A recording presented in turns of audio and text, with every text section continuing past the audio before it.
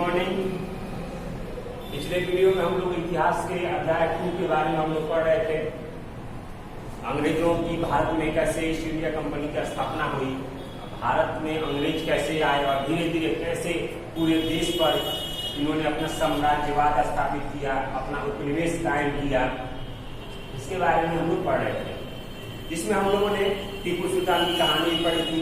अब अगला टॉपिक है आपको अंग्रेज और मराठे। मराठा जो मुंबई के लोगों को मराठा हम बोलते जानते हैं। मराठों में आपको होलकर, गायकवाड़, सिंधिया, ये सारे राजशाही परिवार वहां रहते थे। उस समय इन लोगों का अपना राजा उस क्षेत्र के थे, लेकिन इन लोगों में कभी भी आपस में अपनी गलती नहीं थी।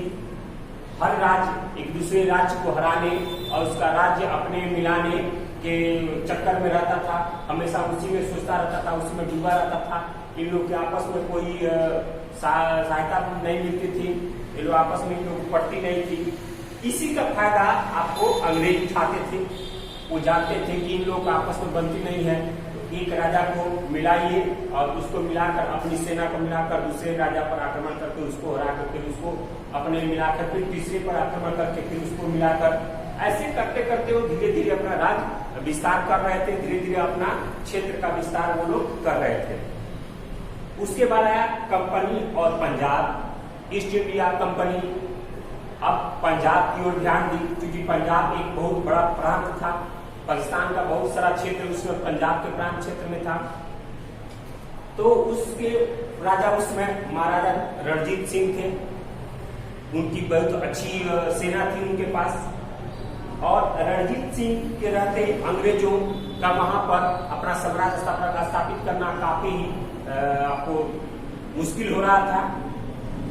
लेकिन जब महाराजा रणजीत सिंह की मौत हो गई, जब महाराजा रणजीत सिंह की मौत हो गई, तो उनके मौत के बाद 1849 में कंपनी ने पंजाब पर अपना नियंत्रण कर लिया। यानी पंजाब में भी ईस्ट इंडिया कंपनी यानी अंग्रेजों का वहां अधिकार हो गया। उसके बाद अंग्रेजों ने अपनी विलय नीति अपनाई। विलय मतलब होता है विलय नीति मतलब एक दूसरे में मिला देना। जैसे हम चीनी और पानी को मिलाते हैं, विलय हो गया, उसी तरह विलय मिला देना। तो उन्होंने विलय नीति अपनाई, यानी जो राज्य कमजोर हैं, जो स्वेच्छा से अगर आना चाहते हैं ईस्ट इंडिया कंपनी में तो आ जाए, नहीं तो उन पर आक्रमण करके उनको हरा कर और उनका राज्य अपने राज्य में ले लिया जाएगा। इस तरह की उन्होंने नीति अपनाई। इसमें जितने भी बड़े राजा तो नहीं, लेकिन जितने छोटे छोटे राज्य थे, जो कमजोर राज्य थे, उन्होंने धीरे धीरे अपने राज्य को अंग्रेजों के सामने सौंपना ही अच्छा समझा। उन्होंने अपने राज्य को अंग्रेजों के सामने सौंप दिया, क्योंकि वो लोग कमजोर होते थे। लेकिन जो बड़े राजा थे वो लड़ते थे, लड़ने के बाद हारने के बाद वो लोग अपना उसमें राज्य अंग्रेज उसमें अपने मिला देते थे।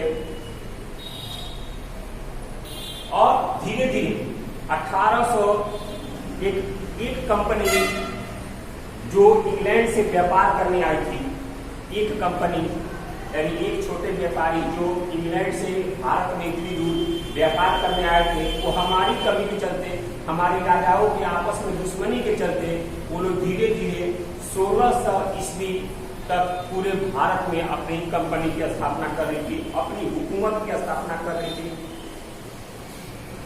और ये सब औरंगजेब की मृत्यु जब हुई 1707 ईस्वी में, 1707 ईस्वी में जब औरंगजेब की मृत्यु हुई, तो उस समय से लेकर 1947 तक जब भारत आजाद हुआ, उस समय तक अंग्रेजों ने भारत को लूटा, इसका शोषण किया, यहाँ के लोगों को शोषण किया, यहाँ पर उन्होंने अपना राज्य किया, यहाँ पर अपने उपनिवेश कायम किया और यहाँ का खूब शोषण किया। यहाँ से लूट कर धन अपने देश में ले आते थे और वहाँ पर उसका उपयोग करके यहाँ से माल बना, यहाँ से कच्चा माल ले आते थे, बनाकर यहीं ले आकर उचित अधिक दामों पर बेचते थे, उसको ज्यादा से ज्यादा मुनाफा कमाते थे।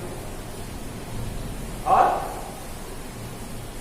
अगला टॉपिक है आपको अपना लाभ सर्वोपरि।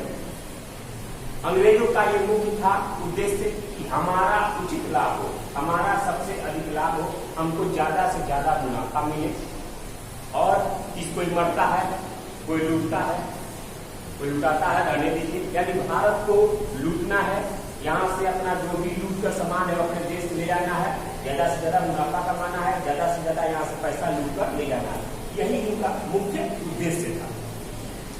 ये आप लोगों का हो गया दूसरा अध्याय चैप्टर। अगला आप लोगों को प्रश्नोत्तर है, जो प्रश्नोत्तर मैं आपको अगले वीडियो में पढ़ाऊंगा। इस पूरे चैप्टर को आप लोग बढ़िया से पढ़ लीजिएगा, थोड़ा समझ लीजिएगा, क्योंकि इसमें ऑब्जेक्टिव का बहुत सारा क्वेश्चन है जो आगे के क्लास में पढ़ने के लिए काफी फायदेमंद होता है, काफी लाभकारी होता है। तो इस तरह के चैप्टर आप अच्छे से पढ़िए, ये आपको भविष्य में बहुत अच्छा पढ़ने के लिए जानकारी देता है।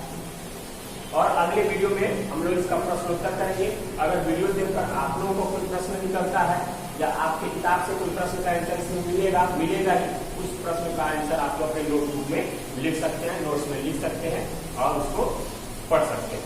अगले वीडियो में इसके प्रश्नोत्तर के साथ मिलेंगे हम लोग। धन्यवाद।